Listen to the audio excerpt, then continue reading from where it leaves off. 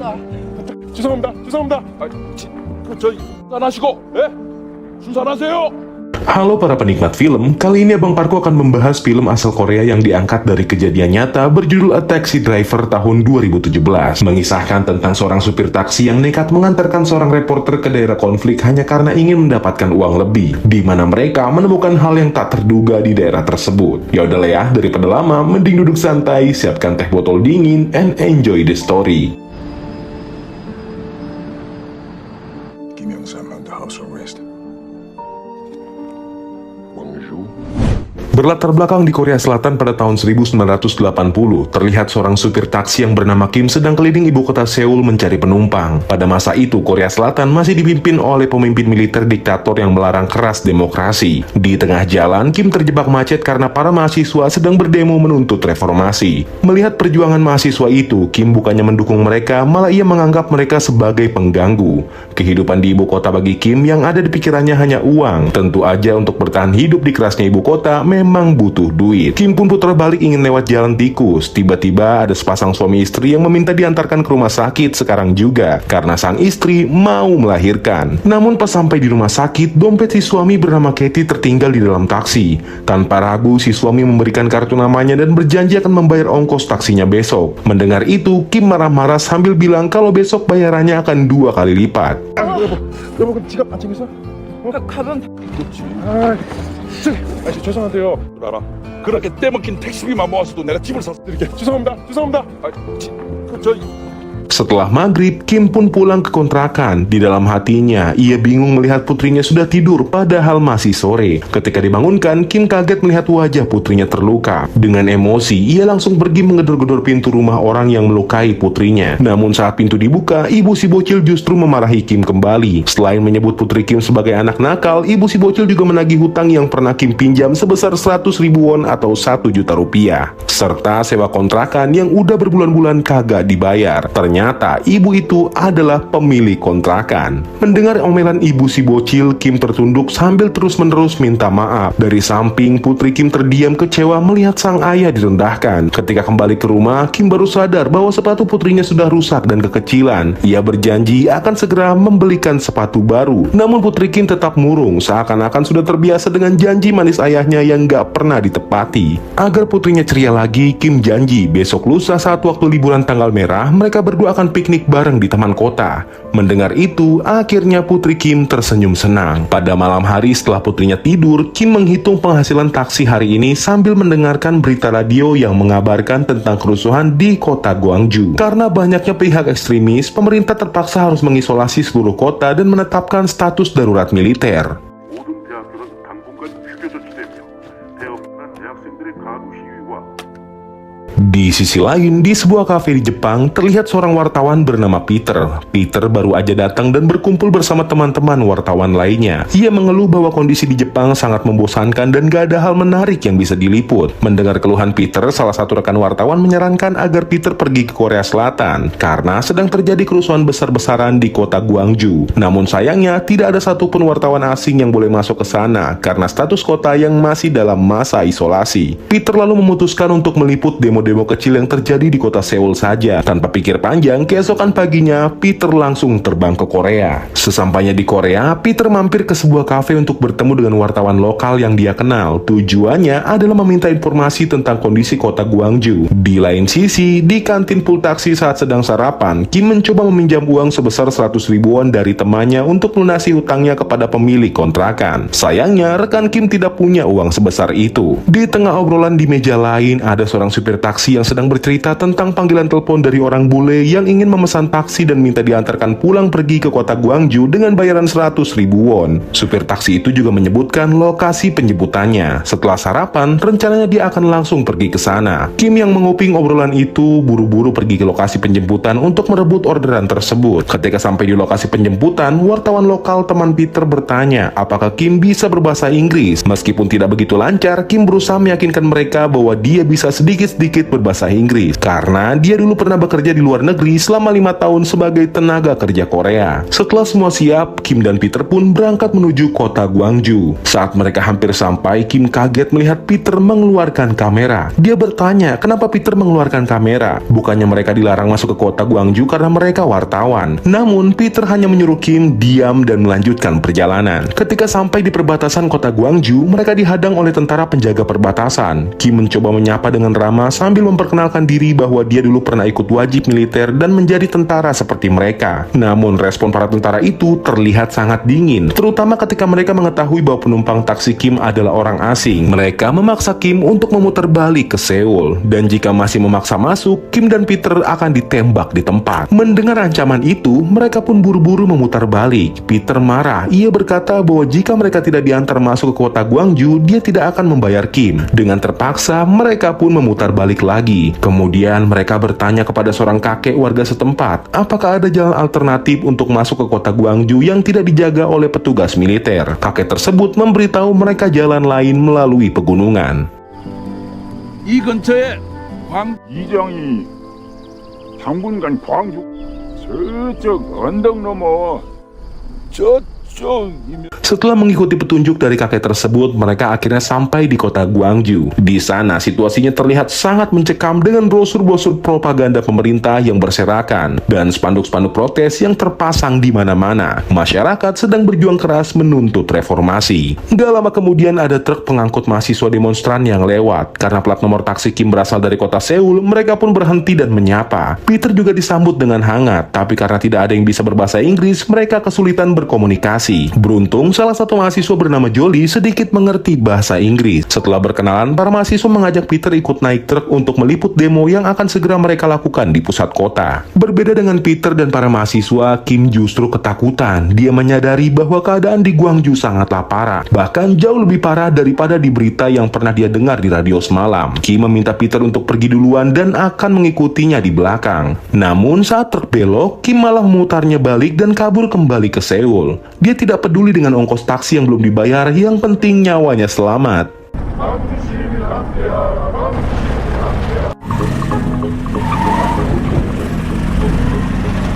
Di tengah jalan, ada seorang ibu tua yang meminta tumpangan ke rumah sakit. Awalnya Kim berusaha bersikap cuek, tapi karena nggak tega, akhirnya dia memberikan tumpangan. Selama perjalanan, ibu tersebut terlihat khawatir dan bercerita bahwa anaknya terluka akibat dihantam oleh tentara militer. Kim pun mencoba menenangkannya dan mengatakan bahwa tidak mungkin tentara tega menyakiti rakyat. Sebab Kim menceritakan bahwa dia juga pernah menjadi tentara saat wajib militer dan telah bersumpah untuk selalu melindungi rakyat. Kim pun mencoba meyakinkan si ibu bahwa nggak perlu khawatir, pasti semuanya bakalan baik-baik aja. Dan kabar tentang kekejaman tentara pada rakyat mungkin cuma rumor belaka. 할머니, 저도 육군병장 만기 제대했는데 군인.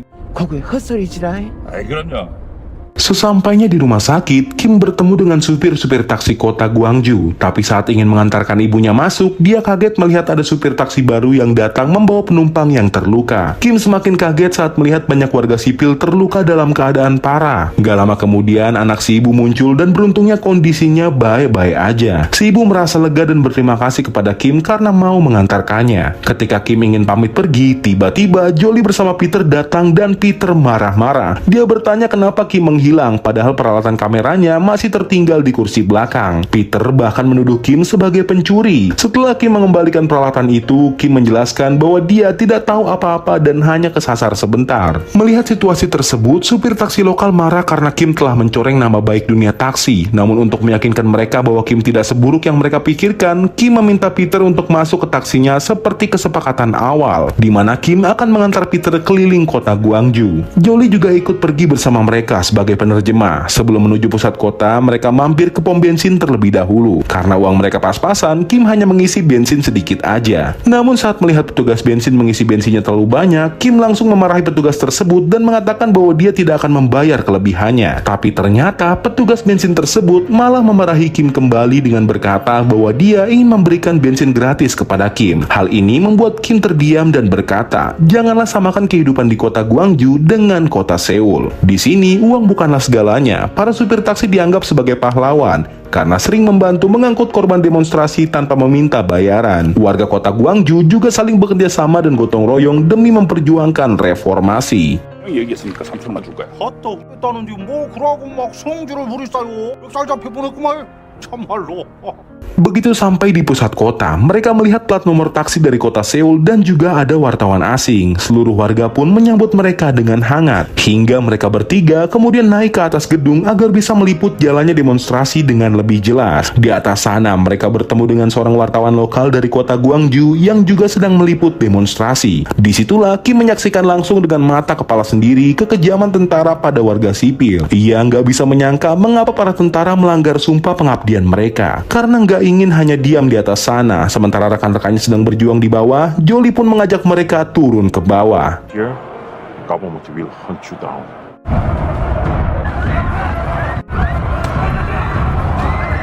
You stay, we go down. 저 양반 그냥 여기서 찍잖아. Waktu mereka mau kabur, mereka kepergok oleh salah satu tentara karena ada wartawan asing. Tentara itu kemudian mengejar mereka, tapi beruntung mereka berhasil lolos.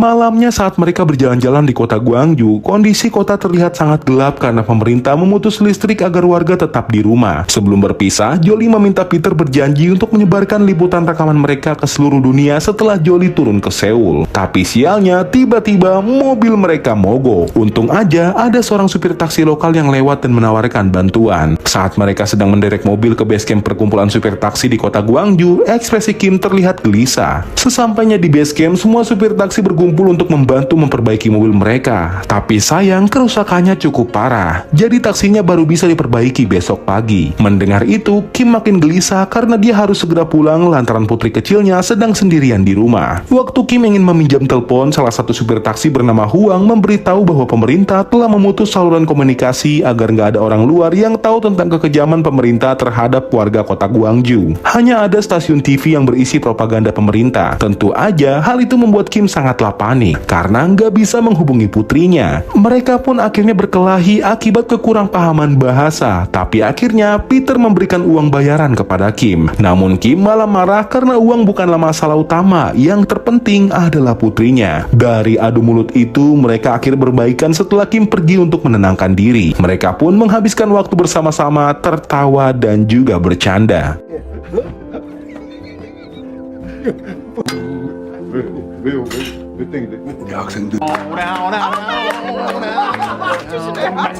Dalam momen hangat itu, tiba-tiba terdengar ledakan keras, di mana mereka diperintahkan untuk pergi ke lokasi ledakan karena masyarakat sedang berkumpul lagi untuk berdemo. Ketika mereka sampai di lokasi ledakan, Peter dan Kim pun langsung meliput. Namun mendadak, mobil pengangkut tentara datang dan beberapa tentara keluar untuk mengejar Kim dan Peter. Sontak saja, mereka berdua pun lari ke bangunan kosong, tapi di tengah pelarian mereka terpisah. Kim lalu melihat banyak warga sipil yang dihajar dan dikumpulkan di atas truk. Dari belakang, komandan tentara mengejar mereka karena masuk ke jalan buntu. Tanpa disangka, komandan tersebut pun menghantam Kim habis-habisan sampai dia nyaris aja wafat. Untung aja, Peter pun datang dan langsung menghajar komandan, kemudian menolong Kim sembunyi di sebuah rumah.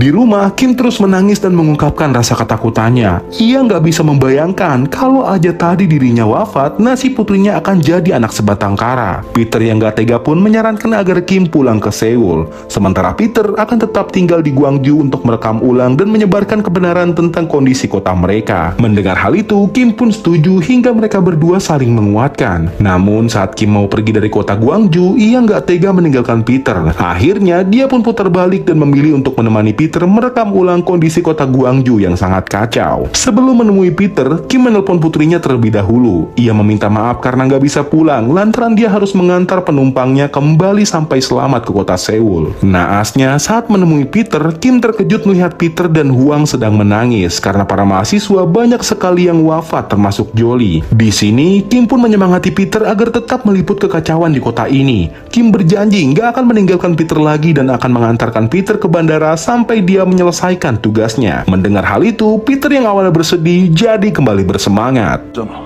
알리겠다고. 그래야 바깥 사람 태할까? 제시기도 찍고. Begitu sampai, Kim pun menemani Peter meliput di tengah para tentara Korea yang sedang menembaki warga sipil. Nggak tega melihat warga yang ditembaki, Kim mencoba menyelamatkan para warga yang terluka parah. Hal itu pun membuat supir taksi yang lain terketuk melihat keberanian Kim, hingga mereka bergotong royong menyelamatkan warga yang terluka. Wartawan lokal yang melihat kondisi semakin kacau lalu meminta Peter dan Kim kembali ke kota Seoul, karena rekaman liputan Peter sudah cukup banyak dan harus dilihat oleh seluruh dunia. Sebelum pergi, wartawan itu pun memberikan plat nomor palsu agar Kim dan Peter bisa pergi dari kota Gwangju. Di tengah perjalanan, Kim dan Peter terkejut ketika melihat para tentara yang menutup jalan lewat pegunungan. Di sini, Kim pun bersikap tenang saat para tentara menyuruhnya keluar untuk mengecek kendaraan. Hingga saat sang komandan melihat ada plat nomor kota Seoul, Kim pun sempat takut. Untung aja, komandan itu baik hati dan tidak melaporkan hal tersebut kepada para tentara yang lain. Akhirnya, Kim dan Peter pun bisa pulang dengan selamat. 잡으라고. 뭐 기자도 아니고 택시도 아닌데 뭐 어쩌게. 예. Sesampainya di bandara kota Seoul, Peter pun berterima kasih kepada Kim karena telah membantunya meliput dan menghantarnya dengan selamat. Setelah perjuangan yang cukup melelahkan, Kim akhirnya bisa bertemu kembali dengan putri semata wayangnya. Sementara Peter berhasil memberikan rekaman liputannya ke stasiun televisi, sehingga kekacauan di kota Gwangju pun berhenti. Dan begitulah film ini berakhir. Vor allen Dingen auf die südlich gelegene Stadt Gwangju und die dortige Umgebung im Ring um die Stadt gelegt. Und alle Verbindungen. Here in Korea. And I still remember. Pesan yang bisa kita ambil dari film ini, janganlah pernah kalian meremehkan pekerjaan orang lain. Mau beliau supir Grab atau tukang beca sekalipun, mereka adalah pahlawan untuk keluarganya masing-masing. Mungkin segitu aja review film kali ini. Kurang lebihnya, Bang Parko mohon maaf ya kalau ada salah kata.